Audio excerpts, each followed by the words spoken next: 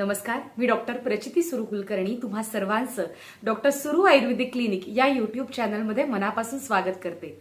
आज गुरुपौर्णिमा, त्यानिमित्त सर्वप्रथम माझे आयुष्यातले आणि आयुर्वेदातले गुरु अर्थात माझे आई वडील डॉक्टर प्रशांत सुरू सर आणि डॉक्टर प्रफुल्लता सुरू मॅडम या दोघांना मनापासून वंदन करते। त्यांचे गुरु म्हणजेच माझे परात्पर गुरु बृहत्रैरत्न वैद्यराज आत्माराम वामन दातार शास्त्री अर्थात आमचे आप्पा यांना मनापासून नमन। त्यांचेही गुरु आम्हा सर्वांची माऊली संत श्रेष्ठ श्री ज्ञानेश्वर माऊलींच्या चरणी मनापासून वंदन।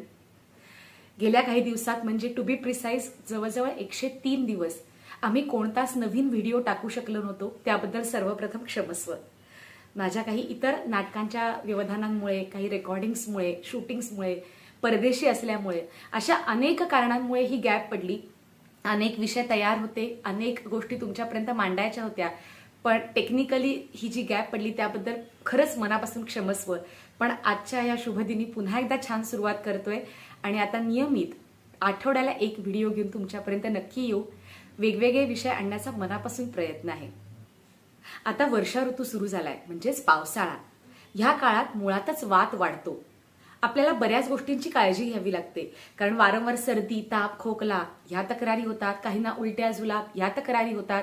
ज्यांना वाताच्या तक्रारी आहेत त्यांना संधिवात असेल, आमवात असेल तर वेदना वाढतात। या अनेक गोष्टींबद्दल आपण आता येणाऱ्या व्हिडिओजमध्ये बोलणार आहोत, पण त्यासाठी काही महत्त्वाच्या टिप्स किंवा काळजी घेण्याच्या गोष्टी आहेत, ज्याबद्दल आधी डिटेल व्हिडिओ केलाय, त्याच्या लिंक्स मी डिस्क्रिप्शन बॉक्समध्ये देतेय, ते आवर्जून बघा की पावसाळ्यात काय खावं, काय खाऊ नये, काय टाळावं विशेषतः।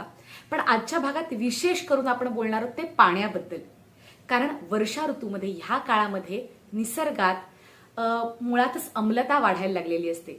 पाणी दूषित असू शकतं सुरुवातीच्या काळातलं, आणि म्हणूनच या काळात आयुर्वेदाने औषधीकरण करायचं नाही असं सांगितलेलं आहे। पावसाळ्याच्या सुरुवातीच्या काळात विशेषतः दूषित पाणी येतं, त्याच्यातूनच अनेक वॉटरबॉर्न इन्फेक्शन्स पण होतात आणि मुळातच उलट्या, जुलाब, सर्दी, ताप, खोकला, घसा खवखवणं या अनेक गोष्टी घडू शकतात। त्यामुळे पाणी पिताना विशेष काळजी घ्यायला पाहिजे। लहान मुलांना तर पाणी उकळूनच द्यावं। मोठ्यांनी सुद्धा ह्या काळामध्ये उकळून ते गरम असताना प्यायलं तर सर्वात उत्तम। कोमट पाणी प्यायलाही हरकत नाही, पण व्यवस्थित उकळून पाणी प्यावं। त्यातही अजून एक गोष्ट मी सांगणार आहे, ती म्हणजे सुवर्ण सिद्ध जल। सुवर्ण सिद्ध जल म्हणजे काय, तर सोन्याचं वळ किंवा अंगठी किंवा चेन काहीही चालेल, ज्याला खडा किंवा मोती इतर काही नाहीये, फक्त प्युअर सोनं म्हणजे कॉईन चालेल, वळ चालेल, अंगठी चालेल, ते तुम्हाला पाण्यात टाकून उकळायचे। म्हणजे साधारण पातेलं मोठं घेऊन तुम्ही रात्रीच्या वेळेस ते छान पाण्यात वळ टाकून उकळू शकता। 5 ते 8 मिनिटं छान उकळी येऊ द्यायची, बंद करायचा गॅस आणि झाकून ठेवायचे। ते पाणी रात्रभरात थोडं नॉर्मल टेम्परेचरला येतं। असं पाणी तुम्ही दिवसभर प्यायला हरकत नाही। विशेषतः लहान मुलांना तर या काळात सुवर्ण सिद्ध जलच द्या, त्याच्याने त्यांची इम्युनिटी वाढते, वारंवार आजारी पडणार नाहीत। त्याचबरोबर ते त्यांना बुद्धीलाही उपयोगी आहे, मेथी आहे। आणि अजून एक महत्वाची गोष्ट, हळवेपणा आला असेल, एखाद वेळेस आपल्याला जाणवतं की स्त्रियांनाही विशिष्ट काळामध्ये खूप हळवेपणा येतो, पुरुषांमध्येही हे जाणवतं, तर अशा वेळेस आपल्याला सुवर्ण सिद्ध जल घेतल्याने त्याचाही फायदा होतो, मनाला खूप बरं वाटतं। अजून एक गोष्ट करता येऊ शकते, ते म्हणजे या काळात पावसाळ्यामध्ये शुंठी सिद्ध जल घेता येतं।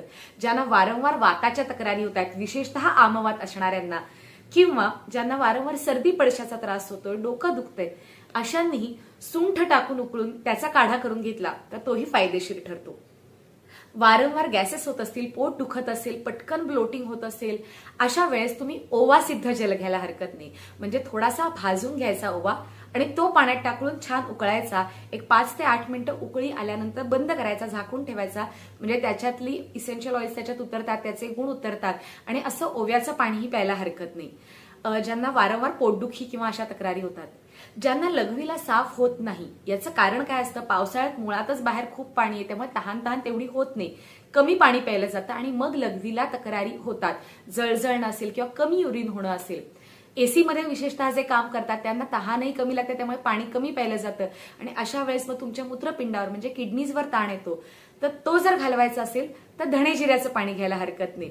म्हणजे 2 चमचे धणे, अर्धा ते 1 चमचा जिरं 2 ग्लास पाण्यात टाकून आटवून 1 ग्लास करायचा आणि तो काढा सकाळच्या पहिल्या हाफमध्ये घ्यायला हरकत नाही गाळून। फक्त ते रियूज करायचं नाही, रिबॉईल करायचं नाही. आणि उकळताना धणे जिऱ्याचं पाणी करताना स्टीलचं भांडं वापरू नका. कलही केलेलं पितळेचं पातेलं चालेल. सो अशी वेगवेगळी सिद्ध जल तुम्ही आवर्जून पावसाळ्यामध्ये वापरू शकता. लहान मुलांना जर वारंवार कृमींचा त्रास होत असेल, जंतांचा त्रास होत असेल तर काय खावं काय टाळावं याविषयी व्हिडिओ केलेलाच आहे. पण अशा वेळेस मग तुम्ही त्यांना जेव्हा पाणी देणारा तेव्हा त्याच्यामध्ये किंचित विडंग टाकायला हरकत नाही, कारण विडंग हे कृमीनाशक सांगितलंय. तर ओवा आणि विडंग असं टाकून उकळलेलं पाणी, त्याचा थोडासा अर्क किंवा काढा असं द्यायला हरकत नाही.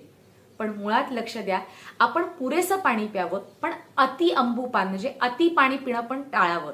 कारण मी म्हणल्याप्रमाणे मुळात अम्लता वाढलेली असते निसर्गात, त्यामुळे गरजेपेक्षा जास्त पाणी प्यायला तर तेही तुमच्या पचनशक्तीवर ताण देणार आहे.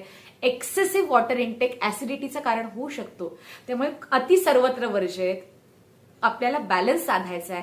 त्यामुळे पावसाळ्यामध्ये पाणी पिताना काळजीपूर्वक प्या. उगाच उघड्यावरचं किंवा कुठलंही पाणी पिऊ नका. ह्या ऋतूमध्ये गरम पाणी पचनाला मदत करतं, वात कमी ठेवायला मदत करतं. सो ज्या होणाऱ्या तक्रारी आहेत त्या तुम्ही टाळू शकता. Prevention is always better than cure. त्यामुळे पावसाळ्यात काळजी घ्या. वेगवेगळी सिद्ध जल वापरू शकता आणि बाकी काही नाही तर कोष्ण जल म्हणजेच कोमट पाणी, गरम पाणी आवर्जून पिऊ शकता. येणाऱ्या पुढील भागांमध्ये आपण पावसाळ्यातील वेगवेगळ्या तक्रारी त्या कशा टाळता येतील याच्या काही टिप्स बघणार आहोत. तुम्ही आतापर्यंत खूप सहकार्य दिलं, तसंच पुढेही देत राहाल. चांगल्या पद्धतीने शुद्ध आयुर्वेदाचा प्रचार प्रसार करण्याचा आमचा हा प्रामाणिक प्रयत्न आहे. Stay fit, stay healthy with doctor सुरू आयुर्वेदिक क्लिनिक.